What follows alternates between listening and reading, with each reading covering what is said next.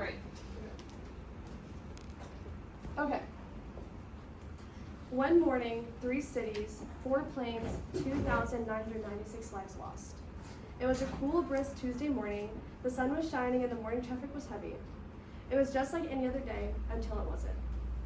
Little did Americans know that when they woke up the morning of September 11, 2001, their lives would never be the same. Today I'll be sharing the significant events that took place on the day of 9/11, the timeline of the 4 separate attacks, and the aftermath. Although many of us in this room were not alive during these attacks, we all lived through the destructive impact it has made on our world today. And for some of us, it has made a direct impact on the lives of our loved ones. I've done extensive research on this topic and have grown up listening to many people's stories. If you didn't know, there were 4 separate attacks that happened on the day of 9/11. 2 of the attacks took place in New York City, 1 in Washington, D.C., and 1 in Pennsylvania. Today I'll be informing you on the timeline of each.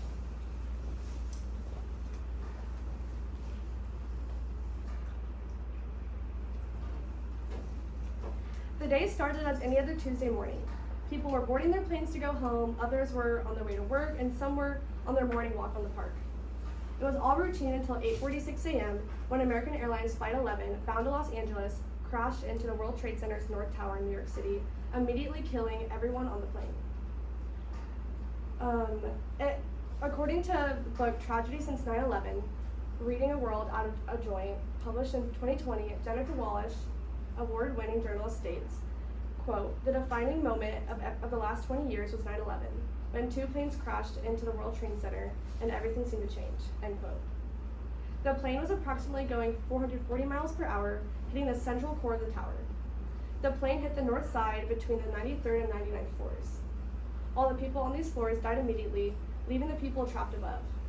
What Americans didn't know at the time is there was 5 hijackers on the plane, taking 87 lives with them on this suicide mission.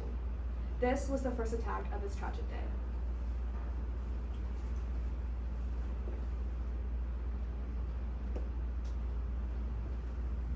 Less than 20 minutes later, at 9:03 a.m., the World Trade Center's South Tower was hit.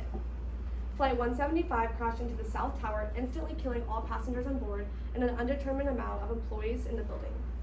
According to the reference, September 11 terrorist attacks, Leon Brom, Robert Phillip, and Norma Dickey, editors of Funk and Wagnall's New World Encyclopedia, state, quote, "As flames and smoke engulfed the towers, people raced to escape the buildings as police, fire, and medical personnel entered the building."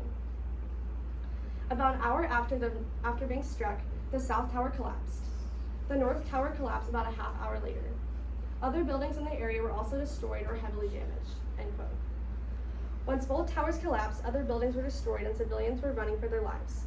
These 2 attacks alone left 2,800 New Yorkers dead or missing.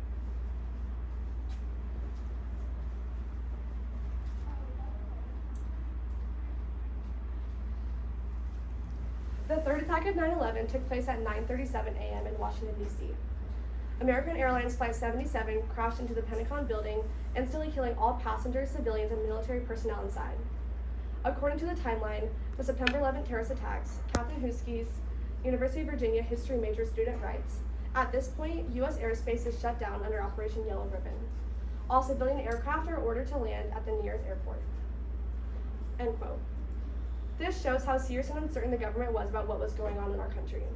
There was still no sign of what was actually happening, so the government issued all planes to land so they could figure out what their next steps were going to be. According to the book, Voices of 9/11 Pentagon Recovery Effort, from essays from a U.S. Army's Old Guard, Mark Joseph, with an academic Master of Arts in the field of military history, states, quote, "For reasons both understandable and inevitable, the term 9/11 attacks are most symbolically linked towards the World Trade Center and by extension New York City itself. The Pentagon's destruction was chronicled to a lesser degree by television broadcast than the surrounding New York City attacks and the brutal collision it absorbed," end quote. This supports that the attack of the Pentagon building goes unspoken about, yet there are still 64 passengers in the building and in the plane that died. The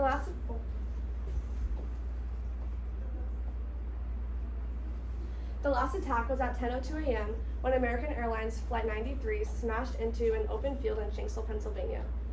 The ultimate target remains unknown for this attack, but it is believed to have highly likely been headed for either the U.S. Capitol or the White House.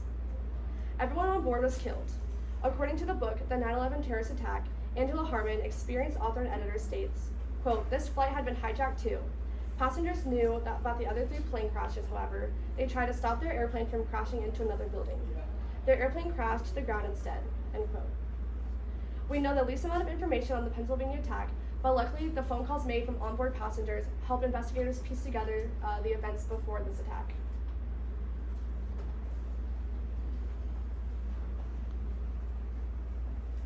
The aftermath of 9/11 is when the grief and terror set in for our country. The government had to meticulously choose their next steps and how they would handle this entire situation. According to the journal, The Lasting Impact of the Events of 9/11, Mark DeMillo, director of Berkeley IGS Polls, states, "In the aftermath of 9/11 attacks, in an effort to ward off similar attacks in the future, the federal government adopted new policies and laws that increased the authority of law enforcement and U.S. intelligence agencies to conduct surveillance of the public," end quote. This shows the adjustments and the improvements that U.S. government had to make to move forward after this tragedy.